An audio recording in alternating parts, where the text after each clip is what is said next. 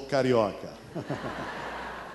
A minha esposa Helena, nós somos missionários de uma agência missionária americana aqui no Brasil.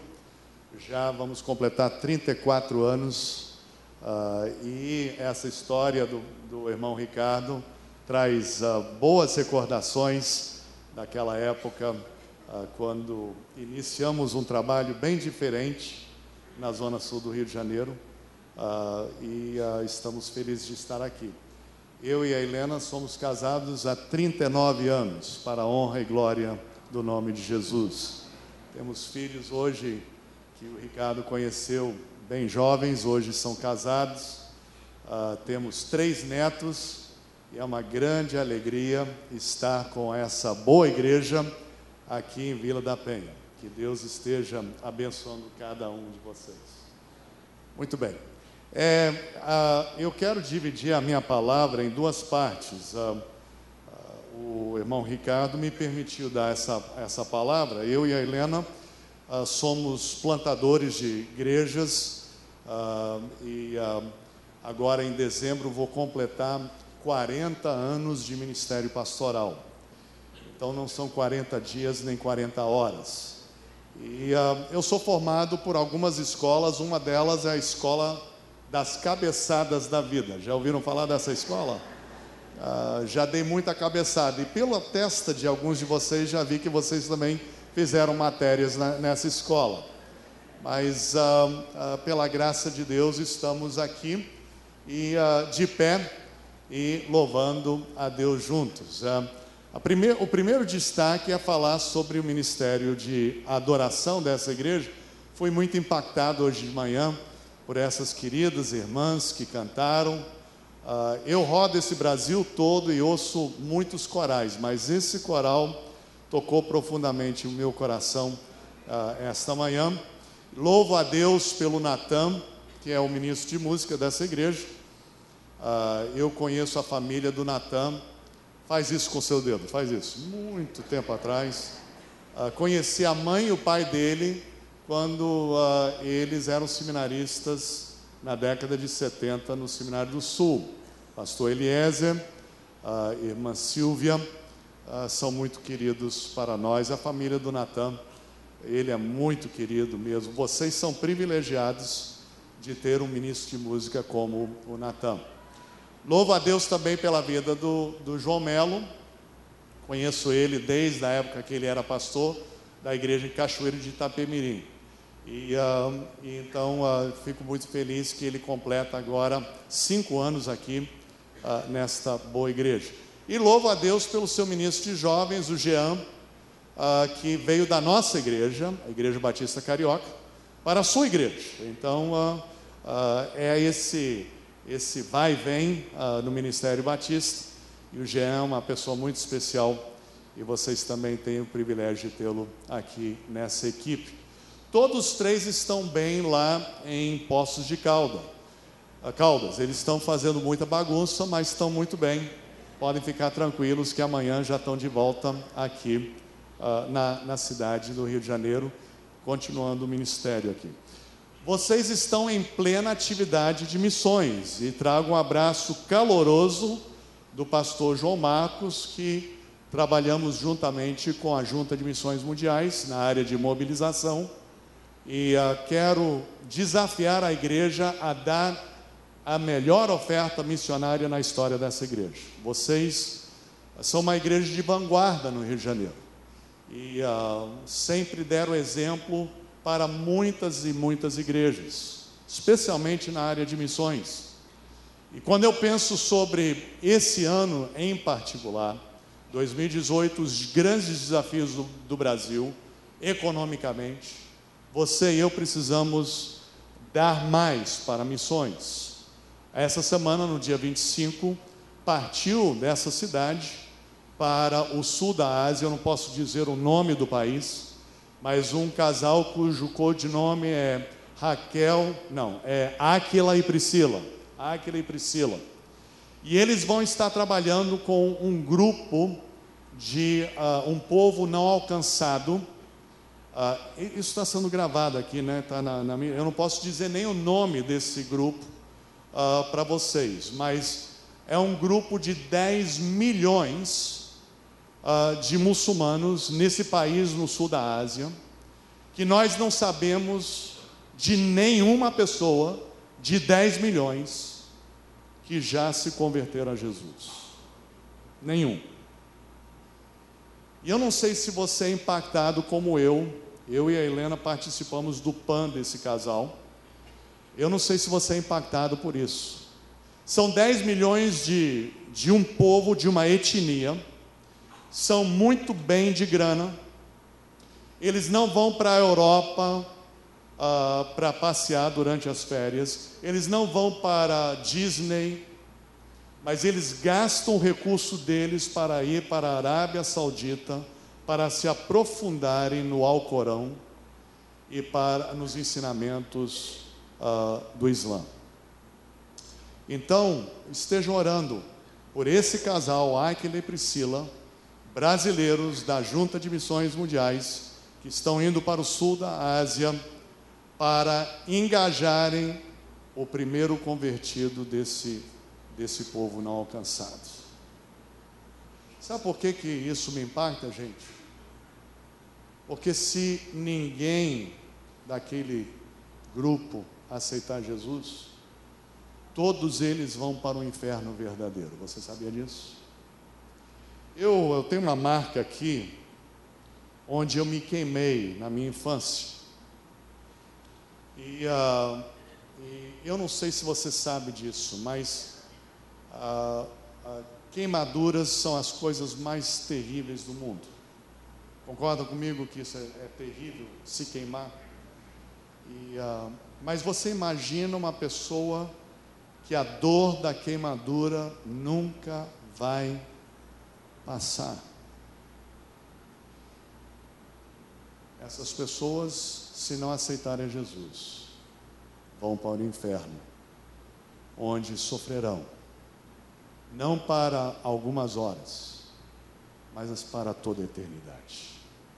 Então ore pela Áquila e Priscila, que estão representando todos nós no Brasil, para aquele público ali.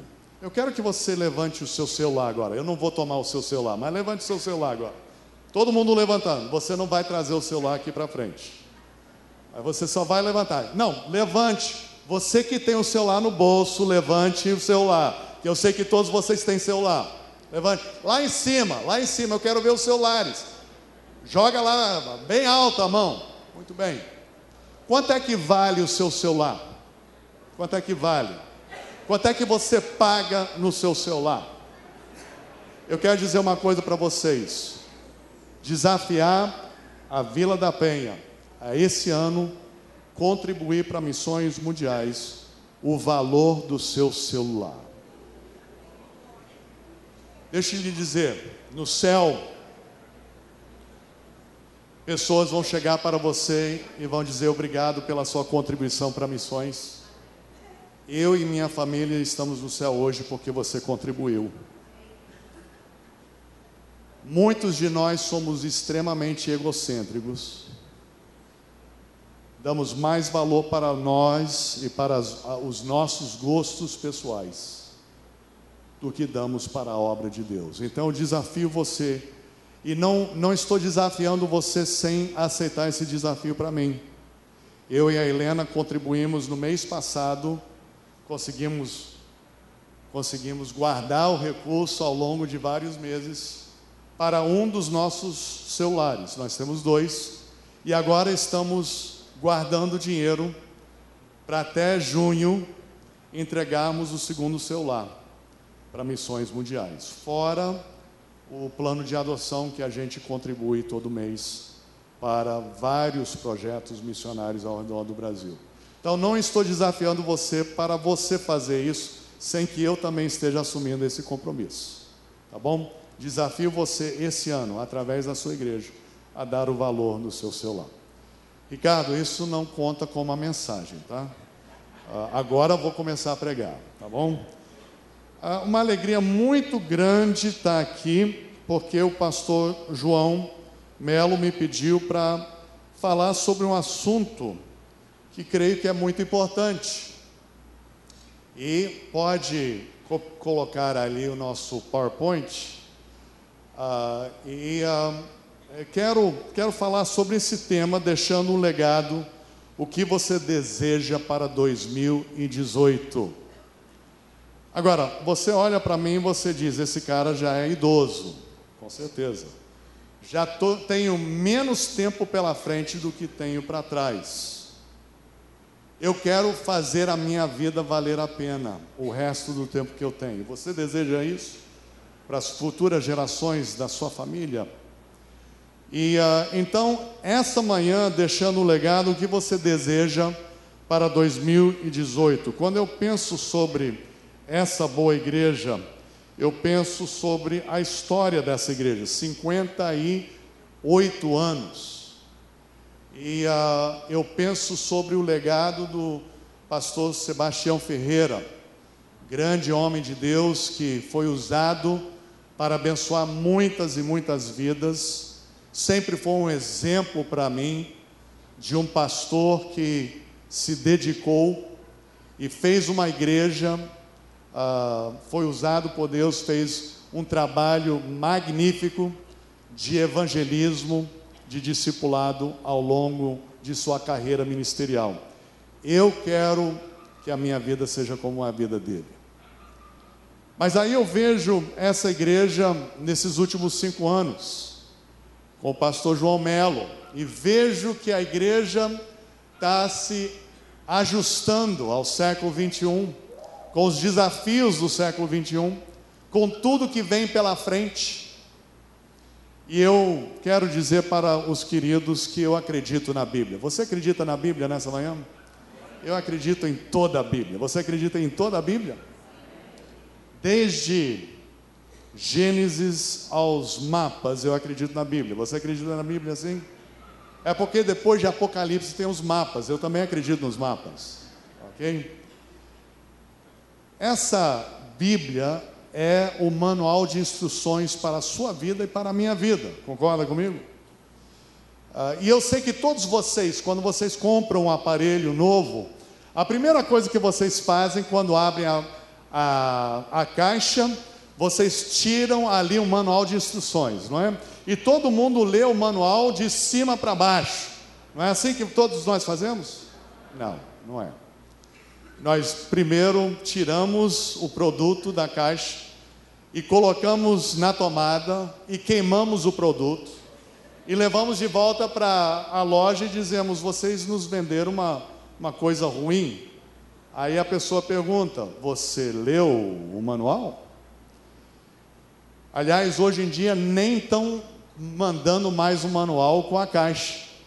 Você tem que baixar na internet, graças a Deus por isso, porque já destruímos tantas árvores com manuais, o papel que representa os manuais, mas esse manual, essa mensagem não muda. Amém por isso? Essa mensagem é a mesma. Agora, o que muda é a forma de apresentarmos essa mensagem para cada geração. A mensagem bíblica não muda, mas a forma de apresentar a mensagem muda a cada geração. Então, queremos falar um pouquinho sobre isso nesta manhã. Filipenses 1:3 diz, agradeço a Deus toda vez que me lembro de vocês. E de fato, eu agradeço a Deus pela igreja aqui em Vila da Penha, e o marco e o exemplo que vocês são para tantas igrejas ao redor da cidade do Rio de Janeiro e também no Brasil inteiro. Agradeço a meu Deus toda vez que me lembro de vocês. Então, nosso texto nessa manhã se encontra em Atos capítulo 20, versículos 1 a 24. E de repente você trouxe a sua Bíblia no seu iPhone, no seu iPad, ou num outro aí da vida, e você pode já passar ali, abrir, se você trouxe sua Bíblia como eu trouxe, você pode abrir ali para Atos 21 a 24, e vamos meditar por alguns instantes sobre esses versículos, e a experiência de Paulo, o apóstolo, sobre a viagem dele pela Grécia e pela Macedônia. Algumas coisas que eu quero compartilhar com você antes de ler o texto, e é que, em primeiro lugar, para deixar um legado, você precisa ser um encorajador. Pode passar ali. Você precisa ser um encorajador. Eu pergunto a você nessa manhã, você é um encorajador? Você vê o copo cheio ou vazio? A sua fala é uma fala de procedência de encorajamento ou de desânimo? Notem só o que versículos 1 a 3 diz ali, Atos capítulo 20. Cessado o tumulto, Paulo mandou chamar os discípulos e, depois de encorajá-los,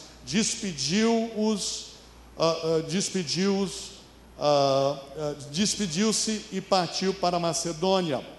Viajou por aquela região, encorajando os irmãos com muitas palavras, e por fim chegou à Grécia, onde ficou 3 meses. Quando estava a ponto de embarcar para a Síria, os judeus fizeram uma conspiração contra ele. Por isso decidiu voltar pela Macedônia. Paulo era um homem encorajador. Ele motivava as pessoas por uma palavra de encorajamento. E notem só a definição de incentivar, exortar, inspirar coragem nas outras pessoas, dar encorajamento, ânimo, estímulo. E nós vemos isso ao redor do Novo Testamento, na vida de várias pessoas. Por exemplo, nós vemos um homem no Novo Testamento chamado André. O senhor parece André. Vem aqui um instante, vem rapidinho ao palco aqui. André, ele trouxe para Jesus o seu irmão. Nome do irmão de André, vocês lembram o nome do irmão de André? Saulo, que depois se tornou o quê? Não, desculpe, não é Saulo. O nome do irmão de André é Pedro, Simão Pedro. Lembram de Pedro? Você parece Pedro, vem aqui, vem aqui. Dê um abraço no André, porque foi ele que trouxe você para Jesus. Agora eu pergunto para vocês, quantas mensagens na Bíblia são gravadas que André pregou? Alguma mensagem? Não. No entanto, foi André que trouxe o maior pregador do Novo Testamento depois de Jesus. E o nome dele, Simão Pedro. Fiquem aqui, fiquem desse lado aqui. Houve um outro homem na Bíblia chamado Barnabé. Vocês lembram de Barnabé? Vocês, meu senhor, você parece Barnabé. Vem aqui, vem aqui. Barnabé, ele era pastor na igreja de Antioquia. E eu nunca vi um Barnabé tão bonito, mas enfim. Barnabé, ele confiou na transformação de um homem que havia jogado gente na prisão, que havia morto crentes. O que era o nome daquele homem? Saulo, que depois se tornou Paulo. Ricardo, você tem cara de Paulo, vem aqui. Pode vir aqui, rapidinho, pode vir. Dê um abraço no Barnabé, porque ele acreditou na sua conversão. Muito bem. Agora, eu pergunto a vocês, quantos livros da Bíblia foram escritos pelo Barnabé? Me ajuda aqui. Primeiro Barnabé, segundo Barnabé. Não, vocês estão olhando para mim. Por quê? Ele escreveu algum livro? Não. No entanto, mais da metade do Novo Testamento foi escrito por Paulo. Então, parte da herança espiritual de Paulo vai para Barnabé, porque foi Barnabé que amou, que encorajou, que incentivou Paulo a ser o homem que ele se tornou. Houve um casal que Áquila e Priscila ganharam para Jesus. Vocês lembram do nome do casal? Acabei de falar no início, são os missionários, né? Áquila e Priscila. Vocês parecem Áquila e Priscila. No segundo banco aqui, pode vir aqui? Pode vir, vem aqui. Vocês dêem um abraço no Paulo, porque foi ele que ganhou vocês para Jesus. Rapidinho aqui, dê um abraço neles. Irmão Ricardo, se a sua igreja não está fazendo mais nada, está se abraçando mais hoje de manhã, já notaram? Muito bem. Então me ajudem com os nomes aqui. O nome desse é? O nome desse? O nome do casal? Áquila e Priscila. A Bíblia diz que Áquila e Priscila, eles ganharam um homem chamado Apolo para Cristo. Então esse homem daqui parece Apolo. Vem aqui. Vem, pode vir aqui. Dê um abraço no casal, porque foram eles que trouxeram você para Jesus. Muito bem. Aqui, fica Barnabé, você está fora do esquema aqui. Muito bem. 4 gerações de crentes aqui. 4 gerações. Me ajudem aqui com os nomes. Esse daqui. Esse daqui. E o casal. E esse daqui. Apolo. Todos esses ganharam muita gente para Cristo. E parte ali do prêmio vai para Barnabé, porque foi ele que começou esse processo. A Bíblia diz que Deus, o Espírito Santo, mostrou para Barnabé e Paulo que deveriam fazer uma viagem missionária. Vocês lembram disso? E decidiram levar consigo um jovem. O nome dele, João Marcos. Ele também está aqui. Você parece João Marcos, vem aqui. Eu não sei se ele tinha essa barba toda, mas enfim. Fique aqui com eles. No meio daquela viagem missionária, a Bíblia diz que João Marcos, ele desertou a equipe missionária. Não sabemos exatamente o que aconteceu, mas eu estou imaginando que Barnabé escolhia os piores lugares à beira da estrada para dormir. E Paulo, grande escritor, ele sempre queimava o feijão. Então, a Bíblia diz que João Marcos, ele sentiu saudade da mamãe. Então, ele voltou para casa. Volta para casa, então. Barnabé e Paulo terminam aquela viagem missionária, voltam para Antioquia para apresentar o relatório à igreja sobre os frutos, sobre as plantações, sobre a conversão, o discipulado. E aí o Espírito Santo coloca no coração deles de fazer uma segunda viagem missionária. Vocês lembram disso? E Barnabé virou para Paulo, vire para Paulo, e diz: Paulo, precisamos levar conosco João Marcos. E Paulo vira para ele e diz: você está lelé da cuca, homem? Você não lembra que ele desertou a equipe missionária? Ele não merece outra oportunidade, não. Mas porque Barnabé era um incentivador, um encorajador, ele chama João Marcos de volta.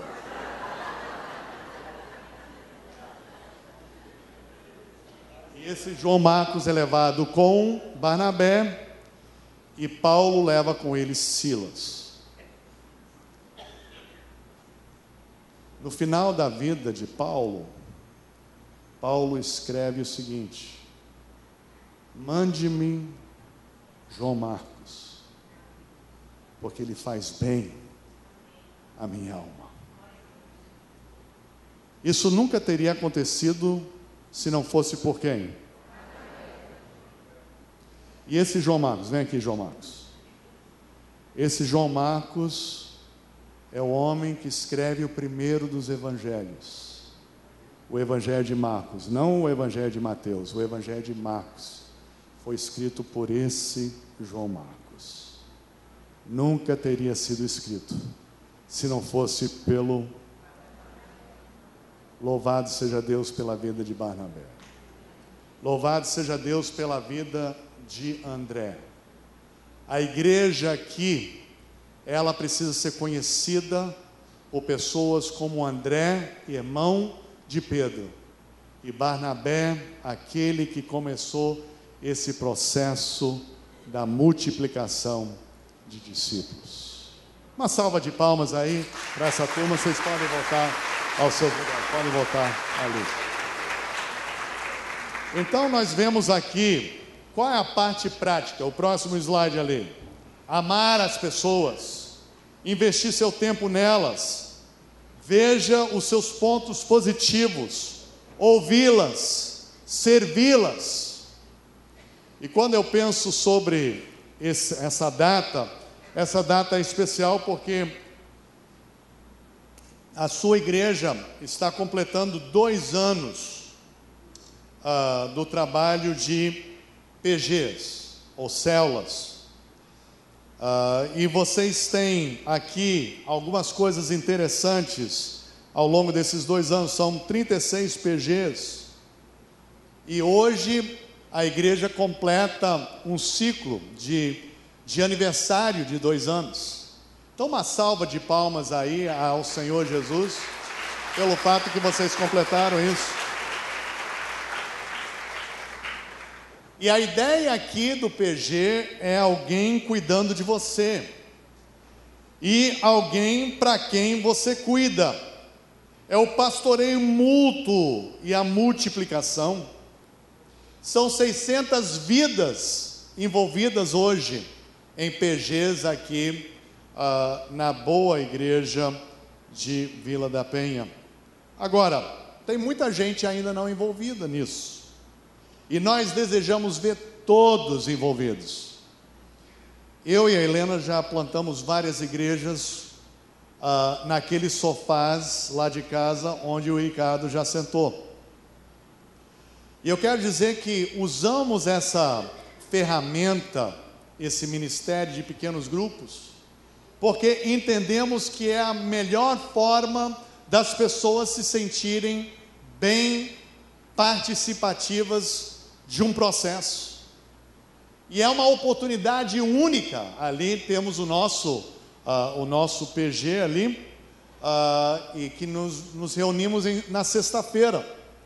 E desse grupo já vimos 3 pessoas sendo batizadas, aceitando a Jesus e se tornando discípulos do Mestre. Louvado seja Deus por isso. Então, amar as pessoas. Muitas pessoas acham que amar as pessoas pode acontecer num público desse tamanho. É possível, mas é mais fácil a pessoa se achegar ao Evangelho via um convite para estar numa casa ou numa sala e ali compartilhar a vida em comum. Então o próximo slide diz ali: você é um encorajador. Cristãos deixam um legado de encorajamento. E realmente Barnabé é o nosso grande exemplo de encorajador. Eu quero ser mais como Barnabé. Você quer ser mais como Barnabé? Então, a primeira coisa é que você saia daqui movido por encorajar e incentivar as pessoas ao seu redor. É o que nós vimos aqui Paulo nesses primeiros 3 versículos do nosso texto. A segunda lição que aprendemos nessa manhã: para deixar um legado, você precisa estar aberto para redirecionamento e recomeço. Redirecionamento e recomeço. Abrace e cumpra o plano de Deus para a sua vida. Deus tem um plano para cada vida aqui. Deus deseja que você esteja investindo na vida do seu próximo. E isso vai exigir de você um redirecionamento, um recomeço. Porque a vida muitas vezes é imprevisível. Concorda comigo? A vida traz muitas mudanças em que a gente não está tão ciente. Notem só os versículos 4 a 6 ali. Sendo acompanhado por Sopatro, filho de Piró, de Bereia, Aristarco e Segundo, de Tessalônica, Gaio, de Derbe, Timóteo, além de Títico e Trófime, da província da Ásia. Esses homens foram adiante e nos esperaram em Troade. Navegamos de Filipos após a festa dos pães sem fermento, e 5 dias depois nos reunimos com os outros em Troade, onde ficamos 7 dias. Paulo ele era um homem flexível. Diga ao seu vizinho de banco aí, você é flexível? Diga isso. Isso é, você está disposto a mudanças na sua vida? Eu fico impressionado ao longo desses 40 anos de ministério pastoral, como temos experimentado mudanças na igreja. E muita gente acha que PG é algo recente. Mas se você estudar a história do cristianismo, você vai descobrir que ali em Atos capítulo 2, a igreja se reunia nas casas. Não foi até o século 3, na época de Constantino, o imperador romano, que houve um grande interesse em templos. A mãe de Constantino se chamava Helena, e ela rebatizou os templos pagãos e se tornaram templos cristãos. Porque até então a igreja só se reunia nas casas. Agora, com isso, irmão Ricardo, não estou dizendo que a igreja aqui de Vila da Penha precisa fechar essas portas, vender isso daqui e só se reunir nas casas. Não é isso que eu estou dizendo. Mas essa igreja precisa estar envolvida nas casas também, porque é o que a Bíblia ensina, o envolvimento nas casas. Nós temos 2 sofás lá em casa. Já tivemos que recapar aquilo várias vezes, irmão Ricardo, porque é tanta gente sentando nos sofás. Todas as cadeiras do nosso jogo, da sala de jantar, já quebraram. Já foram reformados. Aliás, precisamos fazer isso na semana que vem, Helena. Várias cadeiras estão quebradas. Por que eu estou dizendo isso? Gente, se você tem uma casa só para beleza, então você já está pronto para ir para o céu. Porque a sua casa precisa ser um ambiente acolhedor, de incentivo, de motivação, de estudo bíblico.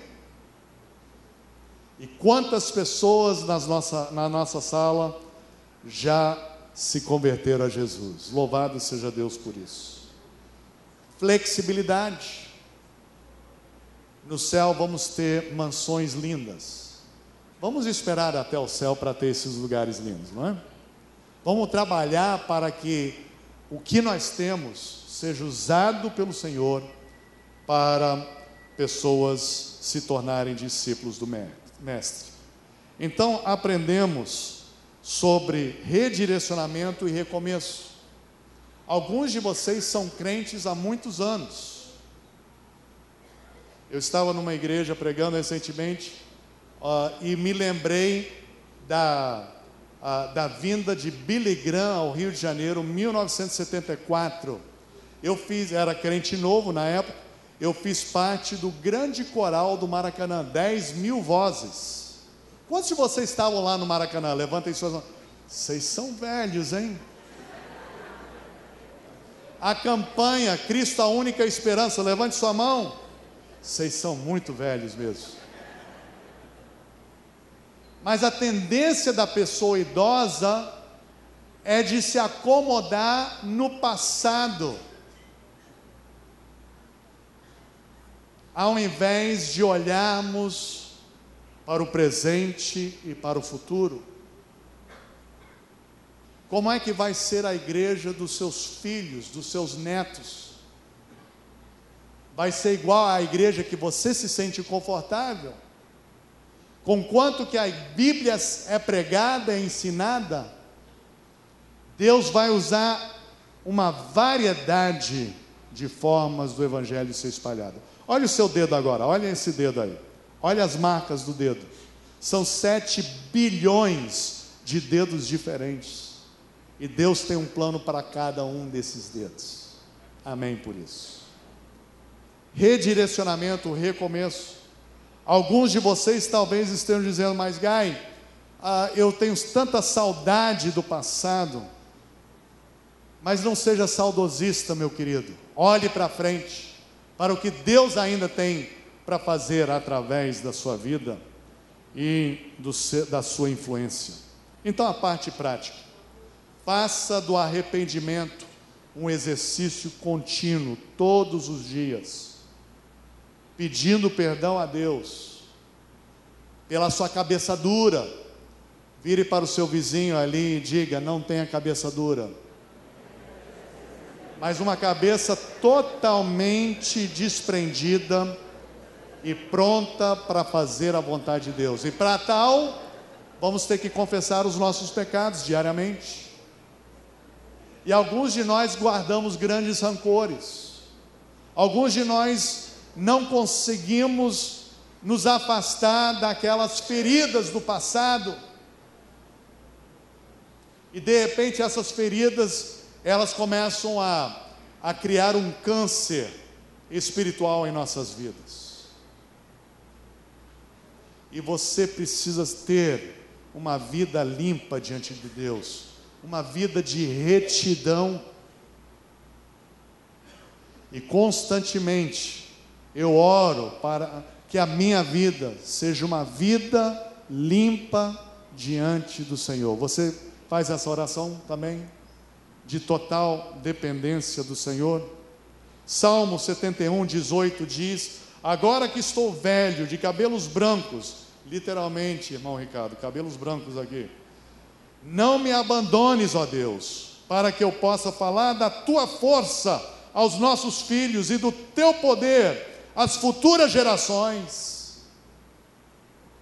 E a forma, uma das maneiras que Deus quer fazer isso, é através ali da sua casa, desligando a televisão mais, os aparelhos ali da internet, e tendo um tempo tete a tete, olho a olho com as pessoas, ajudando essas pessoas a compreenderem as misericórdias e a graça do Senhor. O próximo é uma foto ali de um pequeno grupo, um PG, que começou o que é hoje a Igreja Batista em Gramado, Rio Grande do Sul. E eu investi muito tempo na vida desse plantador, Renato Florencio, da nossa Junta de Missões Nacionais. Eu e a Helena investimos nele, na Quênia, sua esposa, e eles começaram aquela igreja com um pequeno grupo. E pela graça de Deus, dezenas e mais dezenas de pessoas, ao longo desses últimos 5 anos, têm se convertido a Jesus em Gramado. E quando você estiver fazendo uma viagem para Gramado, você tem uma igreja batista lá, envolvido em PGs, fazendo discípulos do Mestre. Amém por isso. Próximo slide, 29 de abril de 2018, é um momento de recomeço e de redirecionamento em sua vida. Se você tem tido alguma birra, alguma coisa, eu peço a você para confessar isso ao Senhor e dizer: Senhor, eu quero me colocar totalmente debaixo da tua autoridade, porque nada mais sou do que um escravo de Jesus Cristo. E muitas vezes o que eu acho que são os meus direitos como crente, como membro da igreja, na verdade os meus direitos foram pregados na cruz do Calvário, e eu dependo totalmente de Jesus. Então convido você nesta manhã para um redirecionamento, para um recomeço em 2018. A terceira lição que aprendemos aqui do texto é que para deixar um legado você precisa estar disponível. Você está disponível? Versículos 7 a 17, nós vemos algumas coisas interessantes aqui. O próximo slide mostra essa questão de disponibilidade. Como eu disse, já estou na fase que o governo brasileiro me chama de idoso, então eu estou investindo em pessoas mais jovens, doando a minha vida para outros. Eu quero confessar uma coisa para vocês aqui: eu não vou morrer com dinheiro, Eu não tenho dinheiro, mas eu espero morrer tendo investido na vida de discípulos,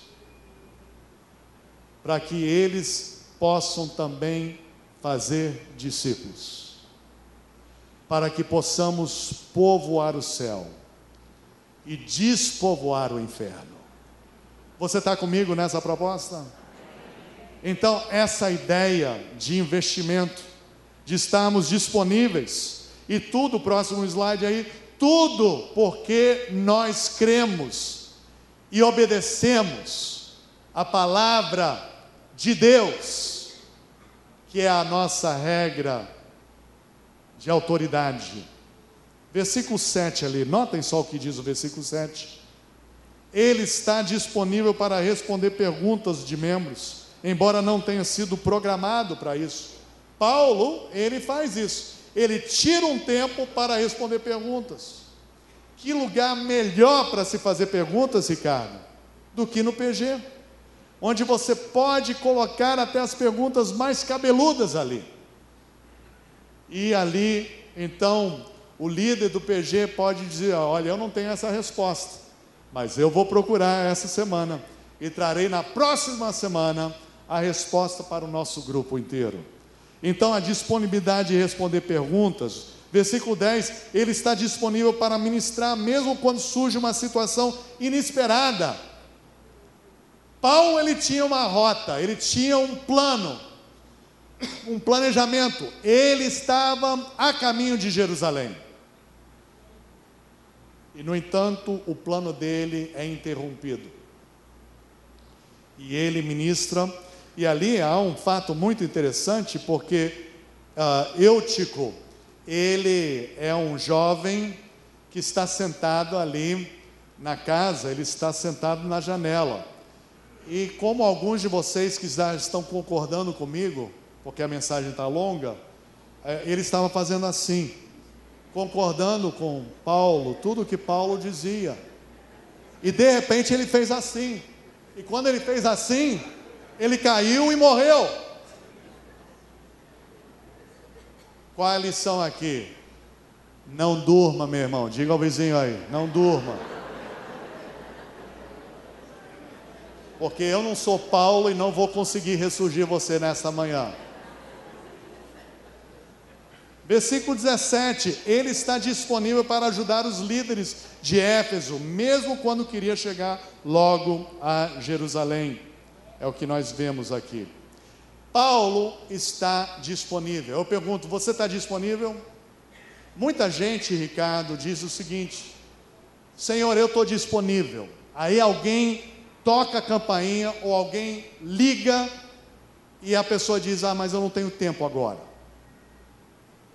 Gente, você precisa ter tempo para as pessoas. A coisa mais importante dessa vida é o tempo para as pessoas, e vai ser a maneira delas aceitarem de bom grado o Evangelho. Então, a parte prática aqui: não abra mão do que é básico este ano para a sua vida espiritual. Isso é, leitura bíblica. Você já esteve lendo a Bíblia hoje de manhã? Não estou falando na escola bíblica dominical, estou falando na sua hora a sós com Deus, hoje cedo, gastando tempo na palavra de Deus, a leitura bíblica, todos os dias. Eu e a Helena estamos perseguindo um programa de leitura da Bíblia anual, isso é, lendo a Bíblia toda em um ano. Pela graça de Deus, estou agora na minha 31ª vez de ler a Bíblia em um ano. Isso não é nada comparado com outros crentes, mas você tem que começar. Você tem que gastar 5 minutos por dia lendo a Bíblia. Quantos de vocês têm 5 minutos por dia? Levantem a mão. Levante a mão. Todo mundo tem 5 minutos. Então faça um compromisso de ler a Bíblia 5 minutos. Oração, dentro dos 5 minutos, a oração.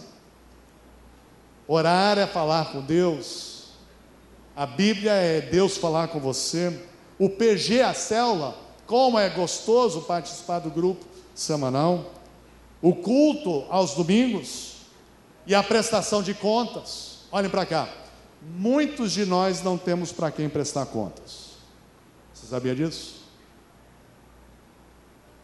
Muitos crentes acabam fora do caminho porque não tem para quem prestar contas. Ouvi, e o seu pastor também ouviu essa mensagem essa semana, pastor Adilson, o secretário executivo da Convenção de São Paulo, pregando sobre quantos crentes estão envolvidos em pornografia. E o diabo convence as pessoas de que elas são as únicas a terem esse problema. E eis o grande mal disso. Porque aí nós nos escondemos e não abrimos. Você tem para quem prestar contas? Mulheres, você tem para quem prestar contas? Ou você se envolve em chats da vida aí, na internet, e acaba caindo em pecado? Homens, você tem para quem prestar contas? Como é importante você ter um companheiro de julgo, uma prestação de contas. Deus deseja cada um de nós que tenhamos para quem prestar contas. O próximo slide ali mostra ali um grupo pequeno estudando a Bíblia, homens e mulheres, mas o discipulado deve acontecer homens com homens e mulheres com mulheres. Faz sentido isso? Então o seu companheiro de julgo, homem, não é uma mulher, a não ser a sua esposa. Mulheres, a sua companheira de julgo não deve ser um outro homem, deve ser uma mulher. Como é importante estarmos envolvidos nisso. Então, qual é a lição aqui? Estamos tão envolvidos com as nossas coisas pessoais que não reconhecemos as interrupções divinas que Deus envia para nós. Como é importante nos doarmos para outras pessoas. E finalmente, a última lição desse texto. Para deixar um legado, você precisa ser ensinável e doador. Ensinável e doador.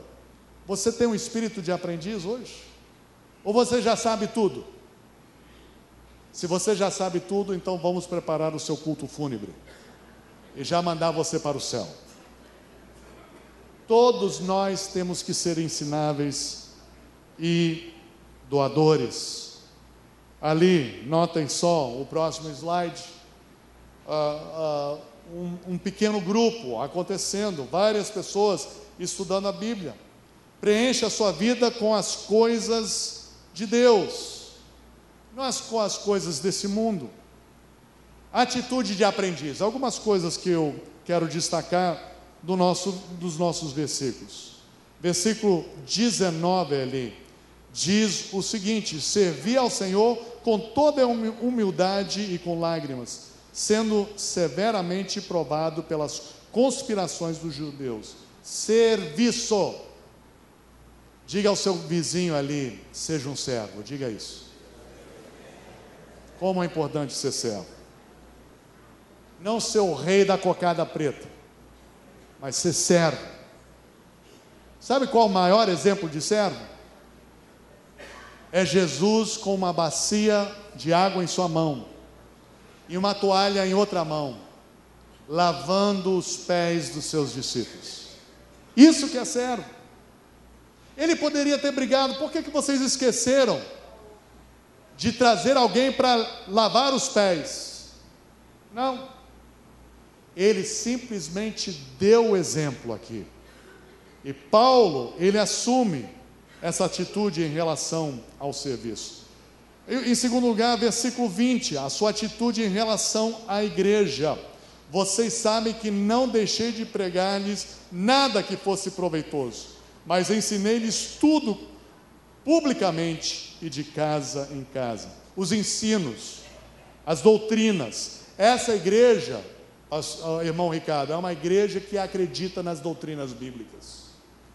Em terceiro lugar, o evangelismo aos perdidos, versículo 21, testifiquei tanto aos judeus como aos gregos, e eles precisavam converter-se a Deus com arrependimento e fé em nosso Senhor Jesus Cristo. Evangelismo. e a sua atitude em relação a si, sacrifício.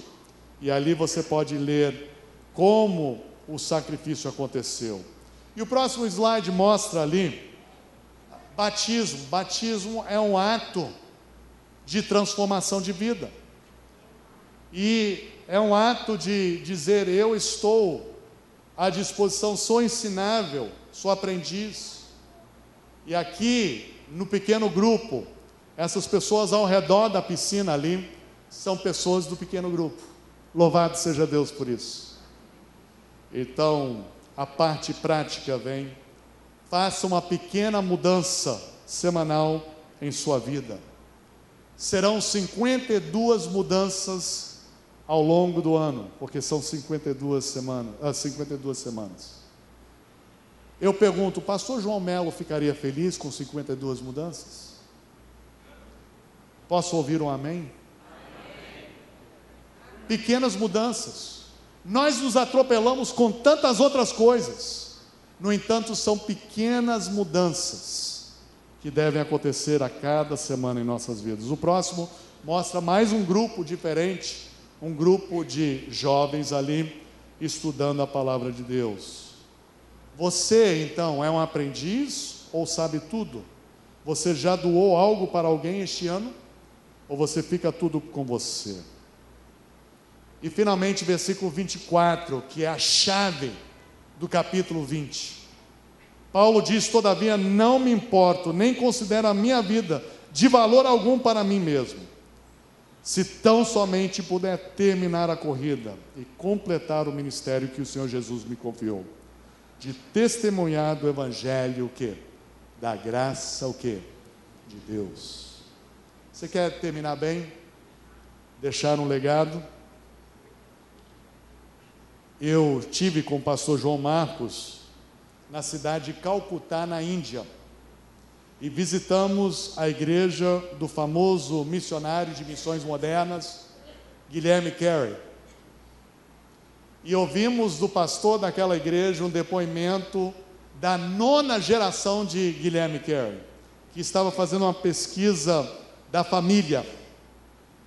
E no final daquelas perguntas ao pastor da igreja, ele virou para aquela mulher, uma mulher de 50, e virou para ela e disse: a senhora é de que país?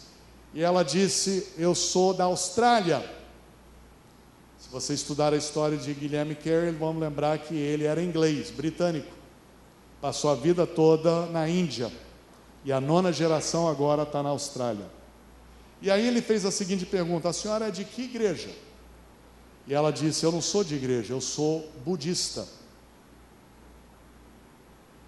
Pasmem, a 9ª geração de Carey, o pai de missões modernas, agora nem era crente.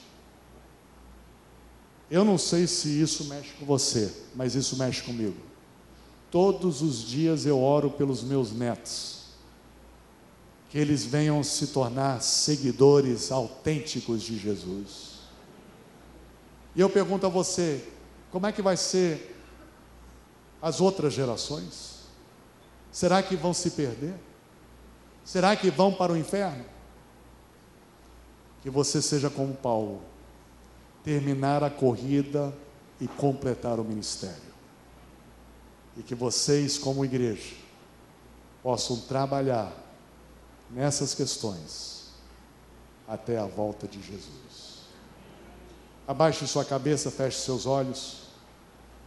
Essa manhã não foi propriamente uma manhã de uma mensagem evangelística, mas certamente num auditório desse tamanho, tem alguém aqui que ainda não aceitou a Jesus como Salvador. E essa pode ser a oportunidade que Deus está lhe dando para você entregar o seu coração a Jesus. Eu aprendi que Deus não tem netos. Só porque meus pais eram crentes, isso não quer dizer que eu automaticamente era um crente. Eu tive que ter a minha própria experiência com Jesus. E eu quero dizer para você que aquela experiência com Jesus, naquele retiro de adolescentes, há tantos anos atrás, marcou e mudou a minha vida para todo sempre. Me tornei filho de Deus, pelo sacrifício de Jesus na cruz do Calvário. E de repente você está aqui, você diria para mim: Gai, eu nunca tomei essa decisão. Mas hoje você tem a oportunidade de entregar a sua vida a Jesus. A forma de você fazer isso é de você orar, você dizer: Senhor Jesus, eu sei que eu sou um pecador, tenho cometido muitos erros na minha vida, e eu peço perdão pelos meus pecados, e eu peço que o Senhor entre na minha vida, no meu coração, e reina em mim para todo sempre. Obrigado pelo teu perdão, Jesus, em nome de Jesus. E ainda com as cabeças abaixadas, olhos fechados, tem alguém que diria para mim: Gai, hoje eu estou aceitando a Jesus? Levante a mão no seu lugar, dizendo: hoje estou aceitando a Jesus. Alguém? Talvez na galeria, talvez aqui embaixo. Alguém diria: Gai, hoje eu estou assumindo esse compromisso. Levante a mão, ninguém está olhando, só eu, e para eu estar podendo orar por você. Alguém aqui dizendo: hoje estou aceitando a Jesus. Amém. Deus abençoe você, jovem, lá em cima. Deus pode abaixar a sua mão. Amém. Tem mais alguém que quer aceitar a Cristo nessa manhã? Já estamos terminando. Há mais alguém? Levante a mão no seu lugar. Amém. Deus abençoe você. Pode abaixar a mão. Há mais alguém que precisa aceitar a Jesus aqui? Mais alguém? Amém. Deus abençoe você lá atrás. Pode abaixar a mão. Há mais alguém aqui que precisa aceitar a Jesus? Há mais alguém? Mais alguém? Hoje é o dia da oportunidade. De repente você está aqui e você é um crente, mas a sua atitude, o seu comportamento tem sido no mínimo duvidoso nesses últimos tempos. E esse é um dia de você se reconciliar, você voltar a colocar Cristo no trono de sua vida, e você orar dizendo: Senhor, eu coloco Jesus como o Senhor da minha vida, o comandante da minha existência. Eu morro para os meus desejos, eu morro para o eu e vivo para Cristo Jesus. Ainda com os olhos fechados, cabeças abaixadas, alguma pessoa que levantaria a mão dizendo: hoje estou me reconciliando. Amém. Amém.